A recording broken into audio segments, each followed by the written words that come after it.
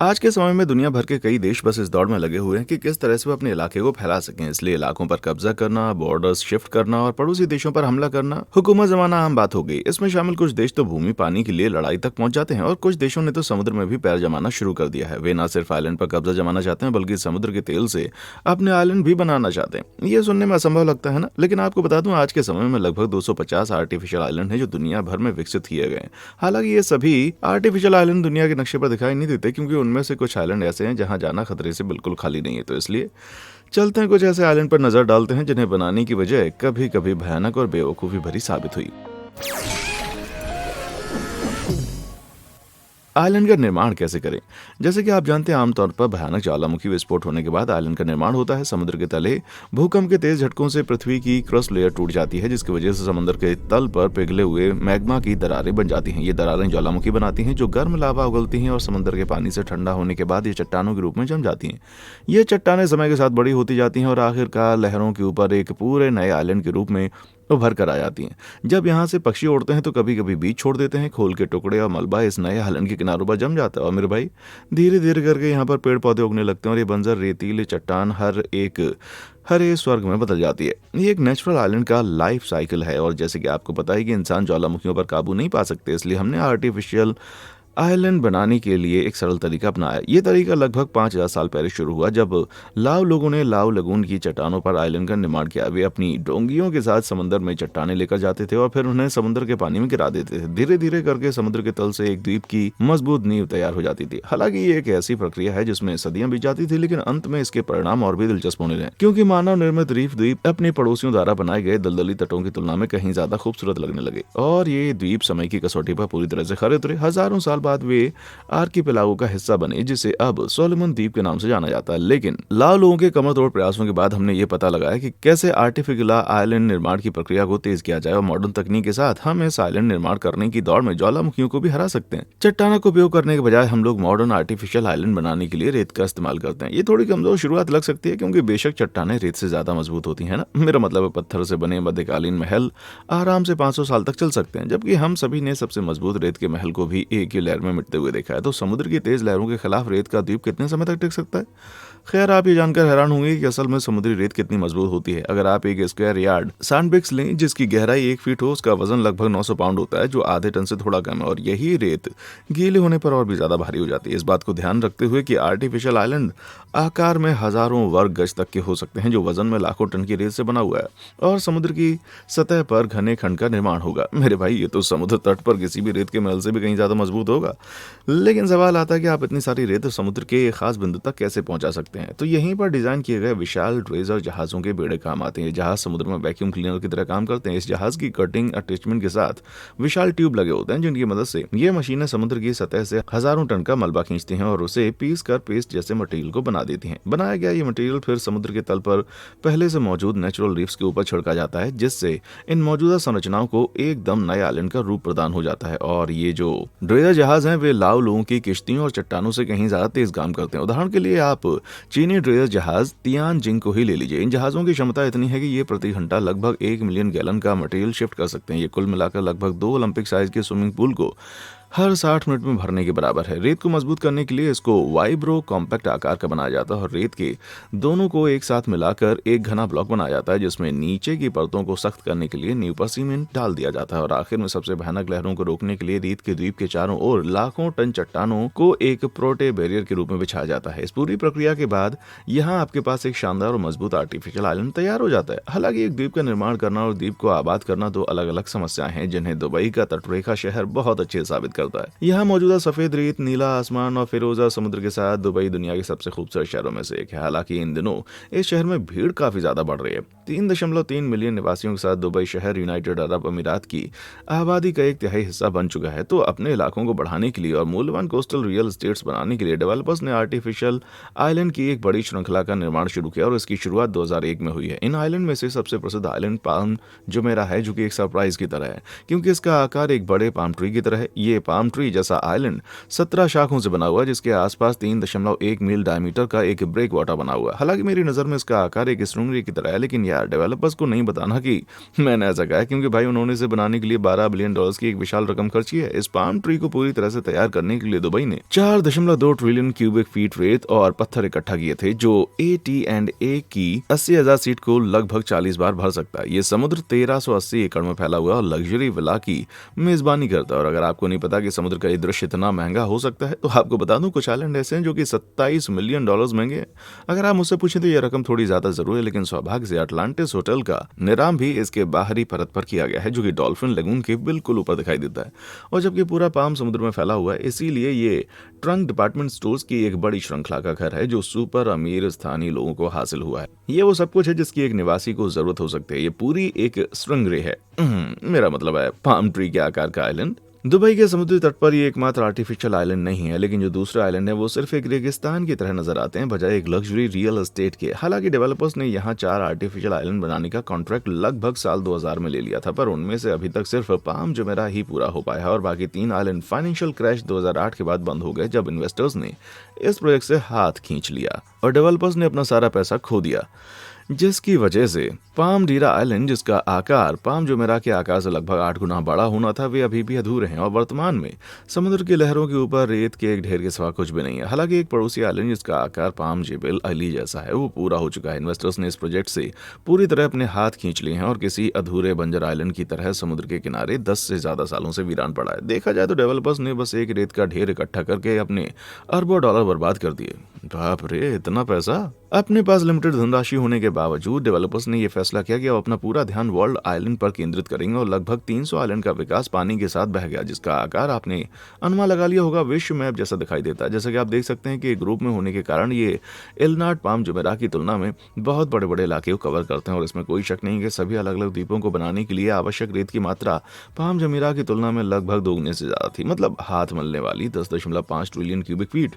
जी आपने सही सुना, ट्रिलियन। हालांकि ये सब मटेरियल समुद्र से निकाला गया था और एक ऐसी जगह पर जमा किया गया था जहां समुद्र की सतह लहरों से 30 से 55 फीट नीचे थी। हर एक आइलैंड को इस तरह से तैयार किया गया था कि वे तटरेखा से 10 फीट की दूरी पर बने रहें, जिससे पूरी तरह से ये चोटी वाले आइलैंड मुख्य भूमि से अलग हो गए थे। जाहिर है कि यह काम सस्ते में नहीं होता और इसे बनाने के लिए डेवलपर्स की रुला देने वाली कुल लागत $14 बिलियन से ज्यादा थी। लेकिन भाई यहाँ से इसका काम हो गया बंद।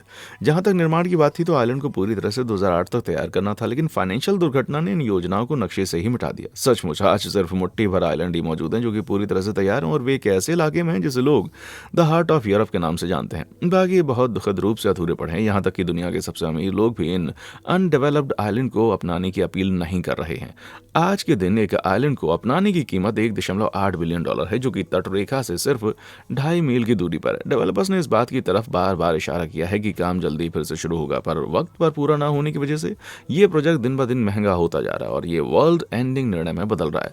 तो भाई आपको क्या लगता है कि दुबई का वर्ल्ड आइलैंड कभी पूरा होगा? अगर आपको ऐसा लगता है तो नीचे दिए गए लाइक बटन को हिट करें या नीचे कमेंट सेक्शन में आकर मुझे बताएं कि आपको क्या लगता है कि उन्हें किस चीज में बदल दिया जाना चाहिए, क्योंकि सभी आर्टिफिशियल आइलैंड को पूरी तरह से महंगे रियल एस्टेट उद्योगों के लिए नहीं बनाया गया है। कुछ मामलों में उनका उपयोग बहुत अधिक डरावने वाला है। लेकिन इससे पहले कि मैं डरावने रहस्यों को उजागर करूं, हमें सब्सक्राइब जरूर कर लें। कर दिया? बढ़िया। चलिए अब उन आर्टिफिशियल आइलैंड की बात करते हैं जिनके बारे में आपको कभी नहीं बताएगा कोई।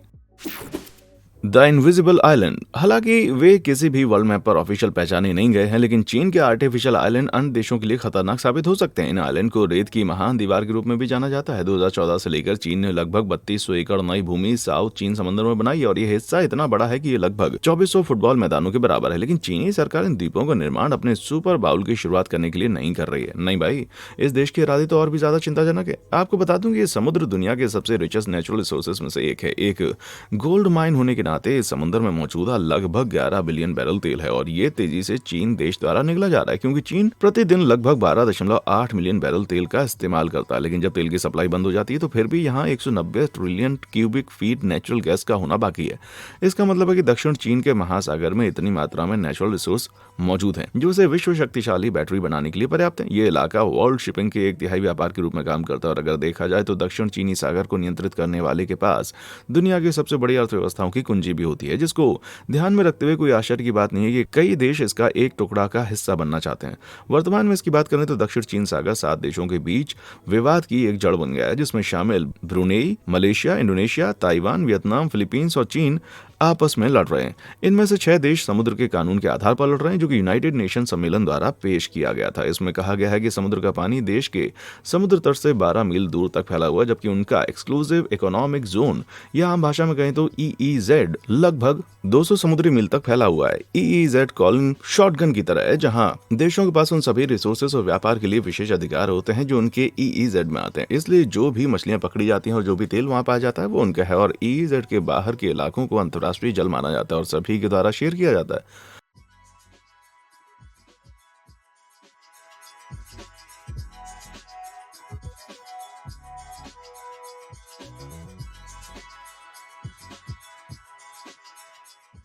हालांकि यहाँ चीजें थोड़ी भीड़ भाड़ वाली हो सकती हैं। अब आपने देखा हुआ कि मैंने कहा था कि इनमें से सिर्फ 6 देश यूनाइटेड नेशन के ईईजेड नियम के आधार पर अपना दावा पेश करते हैं।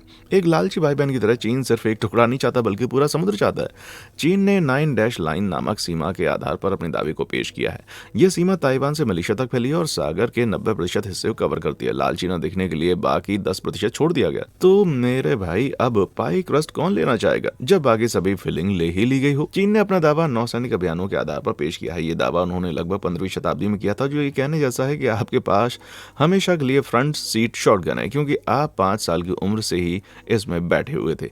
बाकी चीन ने भी इस छोटे से बहाने को सही माना, लिहाजा चीन ने अपने फायदे के लिए नियमों को तोड़ना शुरू कर दिया, जो आज हमें यहां तक पहुंचाता है, यानी स्प्रेटली द्वीप समूह तक और the great wall of sand. हालांकि वे सैंड बैंक के बड़े झुंड की तरह लग सकते हैं, पर असल में वे प्रमुख प्राइम रियल स्टेट हैं जो दक्षिण चीन सागर के बिल्कुल बीचों बीच स्थित है। और आपको ये बात भी बता दूं कि स्प्रेटली द्वीपों का दावा करने वाला देश अपने ईईजेड को भी आराम से बढ़ा सकता है। हालांकि रेत के बंजर ढेर पर कब्जा पाना इतना आसान नहीं है, भले ही आपके पास यहाँ रेत का महल अपने देश के झंडे के साथ क्यों ना। इसलिए कुछ देशों ने अपने कब्जे किए गए द्वीपों पर छोटी इमारतों और बंदरगाहों का निर्माण किया, लेकिन चीन देश विकास के मामले में एक अलग स्तर पर पहुंच गया। हर किसी की नाक में दम करने पर चीन देश ने पानी के नीचे की इन चट्टानों पर पूरी तरह से नया आइलैंड का निर्माण किया है और ऐसे ही कई सारे आइलैंड बनाकर उन्हें सैन्य ठिकानों में बदल दिया। और अब तक उन्होंने 3 एयरबेस पर लगभग 72 फाइटर जेट हैंगर्स का निर्माण किया है और इन एयरबेस का नाम है फियरी क्रॉस, मिसचीफ द्वीप और सूबी रीफ।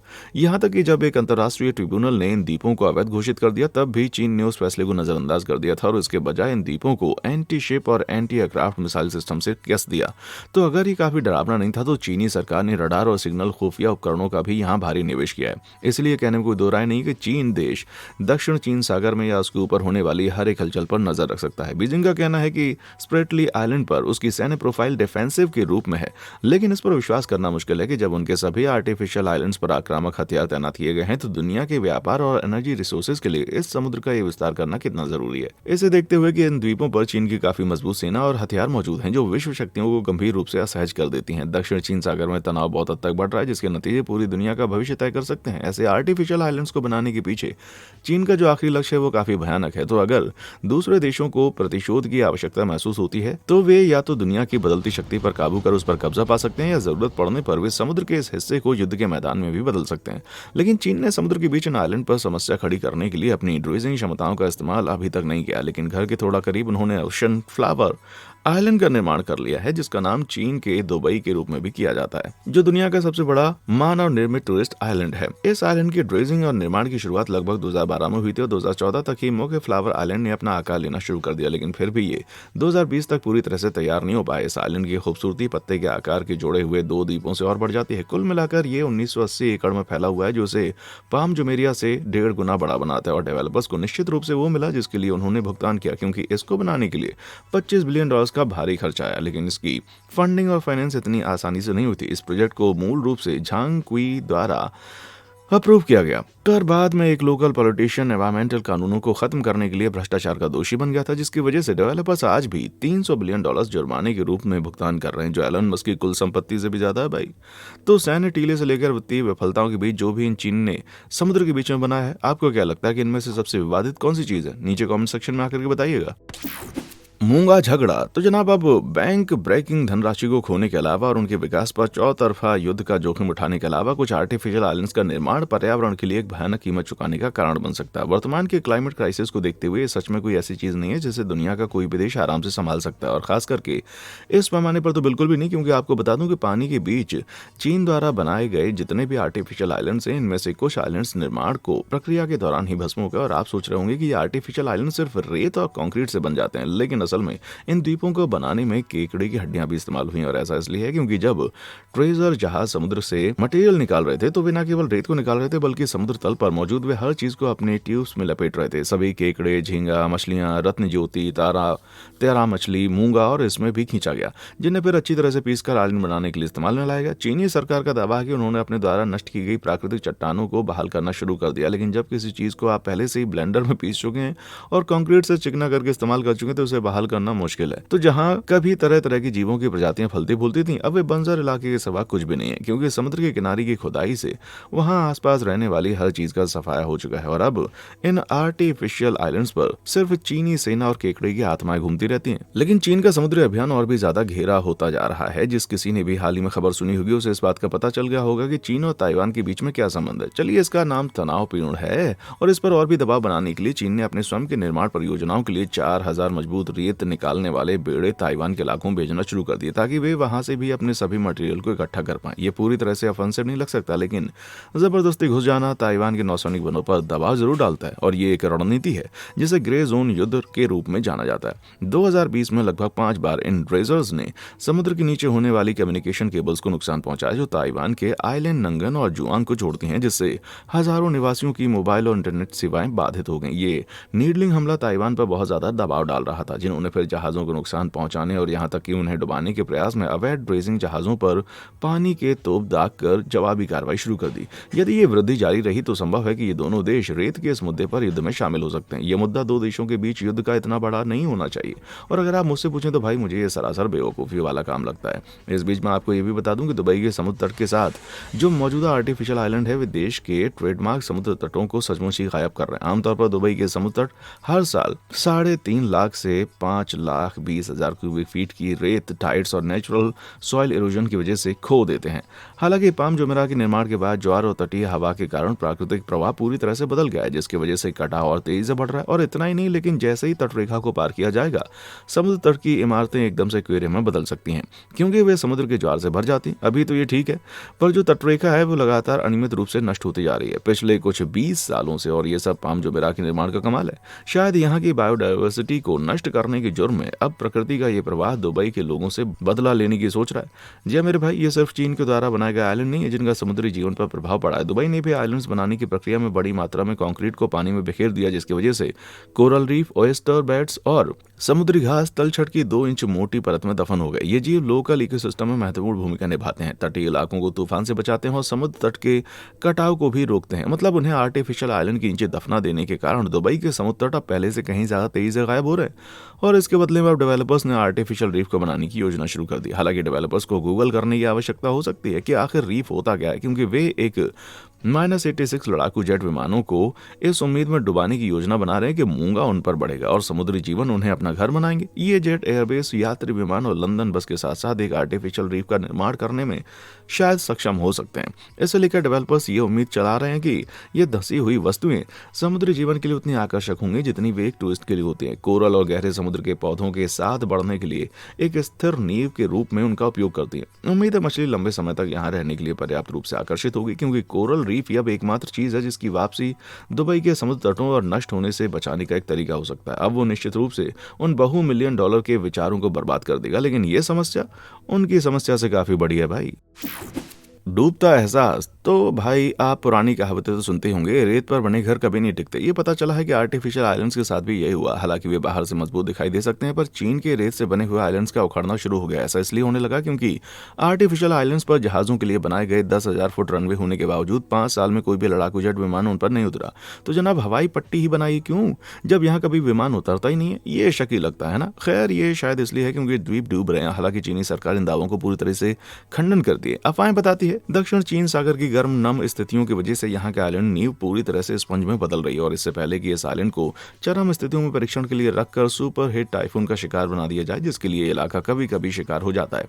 चीन अंतर्राष्ट्रीय कानून के साथ खेल करने की कोशिश करता है और ऐसी जगह पर आइलैंड बनाए जहां पहले कोई भी मौजूद नहीं था, लेकिन उसके लिए उनके पास कारण भी था, क्योंकि दक्षिण चीन सागर की नेचुरल कंडीशन ऐसी है जो कि आइलैंड निर्माण के लिए अनुकूल नहीं है, और अब सागर अपनी अचल संपत्ति वापस ले रहा है। इसलिए दूसरी विश्व शक्तियां भी निश्चिंत हो सकते हैं। तो भाई दक्षिण चीन सागर में जहां चीन के दावे खड़े थे, वे अब वहीं पर डूब रहे हैं। लेकिन सिर्फ चीन में बने आर्टिफिशियल आइलैंड ही ऐसे नहीं है जो वापस समुद्र में डूब रहे हैं। 2010 की शुरुआत में कंपनी पेंगुइन मरीन ने डेवलपर्स को चेतावनी दी थी कि दुबई में जो आइलैंड का ग्रुप बना है वो वापस समुद्र में डूबने की कगार पर है, पर डेवलपर्स ने इन सारे दावों का खंडन करते हुए ये बताया कि उनके आइलैंड नेचुरली समुद्र की सतह पर टिके हुए हैं। हालांकि ये पता चला है कि सेटलिंग सिर्फ डूबने के लिए फैंसी पीआर स्पिन है, क्योंकि ये आइलैंड दिन ब दिन सच में डूबते जा रहे हैं। हमारे पास कुछ फोटोग्राफ मौजूद हैं जो अंतर्राष्ट्रीय अंतरिक्ष स्टेशन की मदद से साल 2010 में ली गई, और वे इस बात का सबूत है कि फारस की खाड़ी का पानी बढ़ता जा रहा है और यहाँ मौजूदा आइलैंड इसमें गायब होता जा रहा है। आपने शायद कहीं ना कहीं ये भी सुना होगा कि दुनिया के क्लाइमेट क्राइसिस के कारण दुनिया भर में समुद्र का स्तर बढ़ रहा है। बर्फ की चादरें और ग्लेशियर दिन ब दिन पिघल रहे हैं और बर्फ से निकलने वाला पानी समुद्र में जाता जा रहा है, जबकि ज्यादा गर्मी होने के कारण समुद्र का पानी खुद ब खुद भी बढ़ रहा है, जिसका नतीजतन महासागर का पानी हर साल लगभग 3.6 मिलीमीटर तक बढ़ रहा है। और बताया जा रहा है कि इसके 1 फुट से अधिक बढ़ने की उम्मीद 2050 तक है। इस बीच नासा ने अनुमान लगाया है कि दुबई के सभी आर्टिफिशियल आइलैंड्स हर साल लगभग 5 मिलीमीटर की औसत से डूब रहे हैं। बढ़ते हुए समुद्र के स्तर के साथ बताया जा रहा है कि पाम जुमेराह और विश्व आइलैंड हर साल 8.6 मिलीमीटर की दर से जलमग्न हो रहे हैं। मुझे पता है कि सुनने में एक छोटी सी राशि की तरह लग सकता है, लेकिन आइलैंड को पूरी तरह से कुछ दशकों में डूबने के लिए पानी का यह स्तर बहुत ही काफी ज्यादा है। आपने ध्यान दिया होगा कि पहले जिन वेव ब्रेकर का जिक्र किया था मैंने, जो एक आर्टिफिशियल आइलैंड के आसपास बना हुआ था, वो 9.8 फीट ऊंचे हैं, लेकिन दुबई के तटों से टकराने वाली अब तक की सबसे ऊंची लहर 11 फीट थी। 2050 तक पाम जुमेराह और वॉल आइलैंड लगभग 1.46 फीट की ऊंचाई तक डूब चुके होंगे। जब समुद्र की बड़ी बड़ी लहरें इस आइलैंड की तरफ आएंगी तो उस वक्त ये वेव ब्रेकर भी कोई काम के नहीं रहेंगे भाई। ये लहरें इतनी शक्तिशाली होंगी कि पाम जुमेराह जैसे कई आइलैंड को एक झटके में नष्ट कर देंगे। इसलिए यदि आप लॉटरी जीत भी जाते हैं तो कहीं और संपत्ति में निवेश करना बुद्धिमानी होगी, क्योंकि दुबई के आर्टिफिशियल आइलैंड निश्चित रूप से गिने चुने। मेरा मतलब इसका पूरा तट जल्दी ही असली जीवन के अटलांटिस बनने के लिए तैयार है। कुल मिलाकर ऐसा लगता है कि रियल एस्टेट अवसर पैदा करना एक बेवकूफ़ी भरा काम है, साथ ही आइलैंड बनाने का एक खतरा काफ़ी खतरनाक और महंगा भी है, ये देखते हुए कि वे भविष्य में समुद्र के तल पर होंगे। तो खैर मेरे भाई, कम से कम स्पॉन्ज बॉब और उनके दोस्तों के पास जल्दी नए लग्जरी लाइफ जीने के बहुत सारे विकल्प होंगे। इन आर्टिफिशियल आइलैंड के बारे में किन तथ्यों ने आपको सबसे ज़्यादा चौंका दिया, मुझे नीचे कमेंट सेक्शन में आके बताएं। देखने के लिए शुक्रिया।